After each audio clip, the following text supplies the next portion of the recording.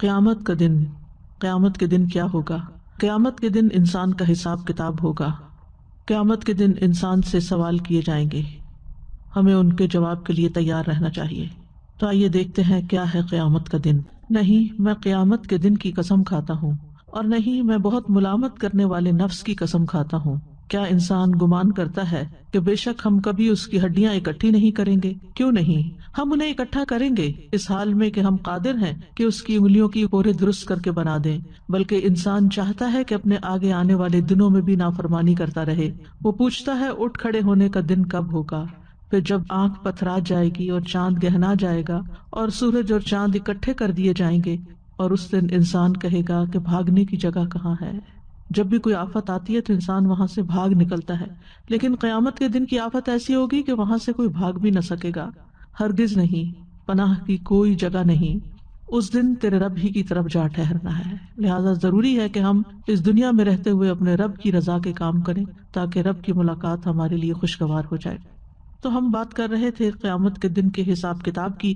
اس دن انسان کے مختلف اعمال کے بارے میں اس سے سوال کیا جائے گا۔ انسان کی اخلاص نیت کے بارے میں سوال ہوگا۔ سب سے پہلے شہید، عالم اور سخی کا حساب ہوگا۔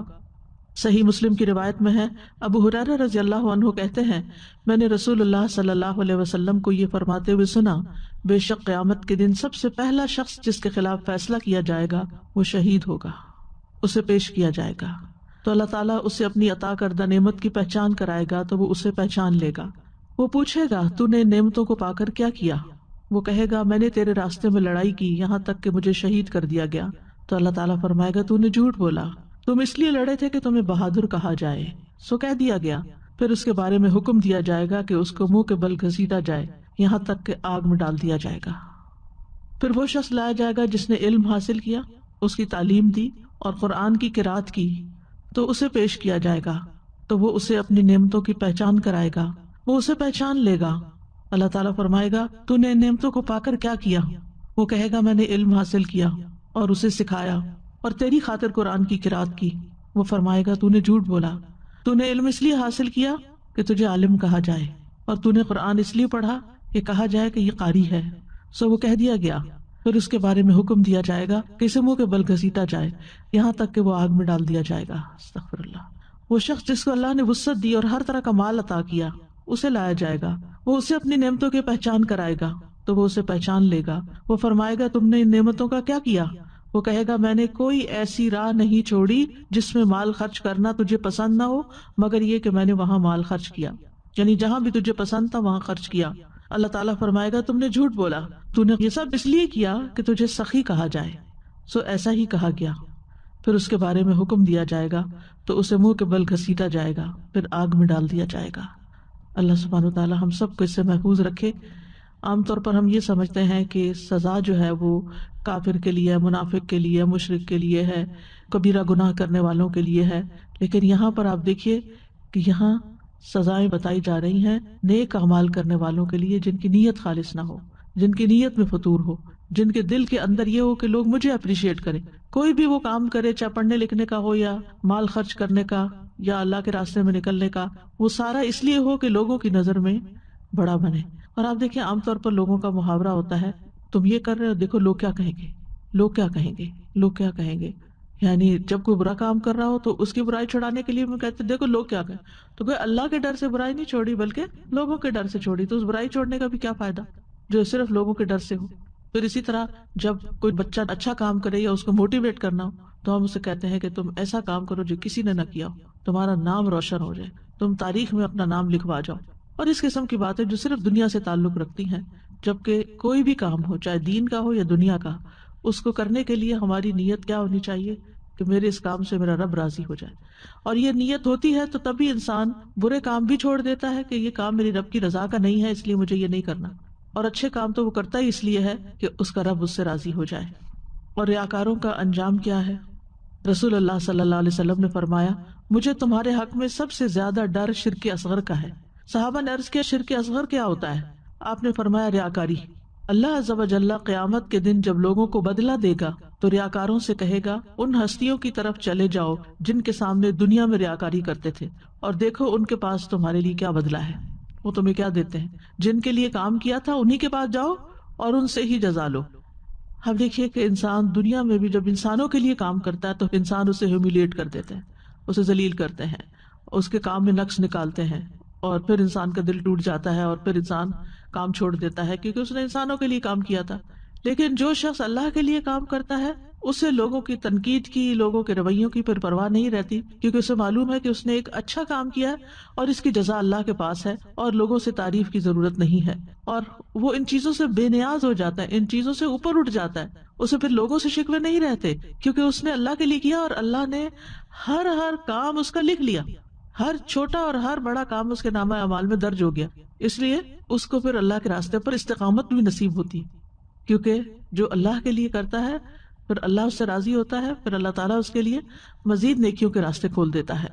تو اس لیے کوئی بھی کام ہو چھوٹا یا بڑا, ہم سب کو بار بار اپنے آپ کو یاد دہانی کرانی چاہیے کہ ہم یہ اللہ کے لیے کر رہے ہیں. کیونکہ عموماً ہوتا یہ ہے کہ ہمیں جلدی تعریف چاہیے ہوتی ہے, اور جب لوگ تعریف کرتے ہیں تو ہمارا خون سینوں بڑھ جاتا ہے اور ہمارے قدم زمین پہ نہیں ٹکتے اور ہم آسمانوں میں اڑنے لگتے ہیں, اور پھر ہمارے اندر اور جوش جذبہ پیدا ہوتا ہے کہ ہم اور اچھے کام کریں تاکہ لوگ اور تعریف کریں. انتہائی خطرناک راستہ ہے, انتہائی خطرناک. اس سے انسان کو بچنا چاہیے. جو سچا مومن ہوتا ہے وہ اپنی نیکیوں کو بھی اسی طرح چھپاتا ہے جیسے اپنی برائیوں کو چھپاتا ہے. یعنی ہمیں اپنی برائیاں لوگوں کے سامنے ظاہر ہونے کا ایک ڈر ہوتا ہے کہ ہائے لوگوں کو پتہ چل گیا تو پھر کیا ہوگا. تو اسی طرح مومن جو ہوتا ہے وہ اس بات پہ بھی ڈرتا ہے کہ لوگوں کو میرے نیک اعمال پتہ چل گئے تو پھر کیا ہوگا, کہیں میرے وہ اعمال ضائع نہ ہو جائیں.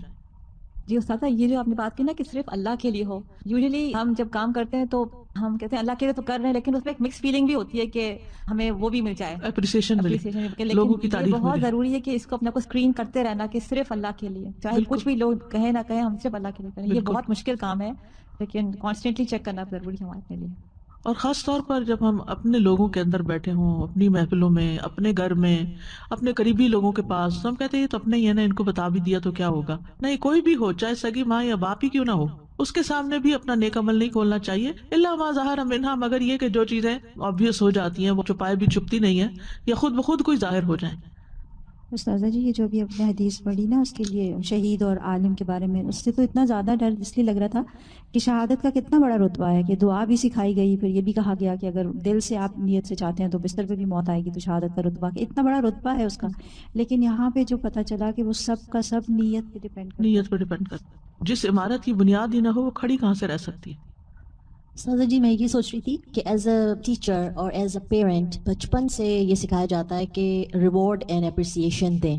تو لائک بہت ہی چھوٹے بچے کو پتہ چل جاتا ہے کہ if I'm gonna do this مجھے یہ اسٹار ملے گا, اور بہت اچھا کیا تو گولڈن اسٹار ملے گا. چھوٹے چھوٹے بچوں کو پتہ چلتا ہے. پھر کینڈی ملے گی, پھر لائک جیسا جیسا کام کرتے جاؤ ایسا ریوارڈ ملتا ہے. پھر جیسے جیسے بچے بڑے ہوتے ہیں پھر A گریڈ ملتا ہے, B گریڈ ملتا ہے, C گریڈ ملتا ہے. I mean like you get something for doing your best. تو ایک طریقے سے سائیکالوجی یہاں مینٹین کی جا رہی ہے کہ کچھ کرو گے تو یہ ملے گا, مگر ہمیں بیلنس یہاں دین میں یہ کرنا ہے کہ سیلف لیس رہنا ہے. مطلب جب دنیا کے لیے کام کرو تو پھر ایکسپیکٹ نہیں کرو کہ یہ مجھے چیز ملے گی تبھی میں اچھا کام اصل میں بچپن سے ہی بچوں کو اللہ کے لیے کام کرنے کا کانسیپٹ دینا چاہیے. ٹھیک ہے, وہ شاباش, گڈ, یعنی کہ دنیا میں ریوارڈ ملتا ہے, انسان محنت کرتا ہے تو اس کا صلہ اس کو ملتا ہے, لیکن اس کو اس کے ساتھ ایسوسیٹ نہیں کر دینا چاہیے کہ یہ کرو گے تو یہ مل جائے گا, یہ کرو تو لالچ بھی ایک پیدا ہو جاتی ہے. اور پھر جب زندگی میں کوئی ناکامی ہوتی ہے تو ایسے بچے برداشت بھی نہیں کر پاتے. تو اس کے پیچھے کیا وجہ ہے کہ ہم دنیا کے لیے کام کرنا چاہتے ہیں اور آخرت کے لیے نہیں. کسی کا قول تھا کہ اگر کوئی اللہ کو پہچان لے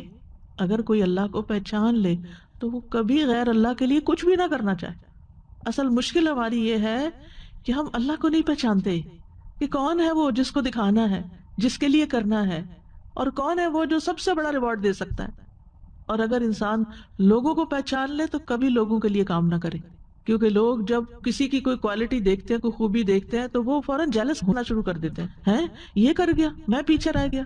یعنی یہ ہو نہیں سکتا کہ آپ کوئی اچھا کام کریں تو پھر آپ کو صرف اپریسیشن ہی ملے.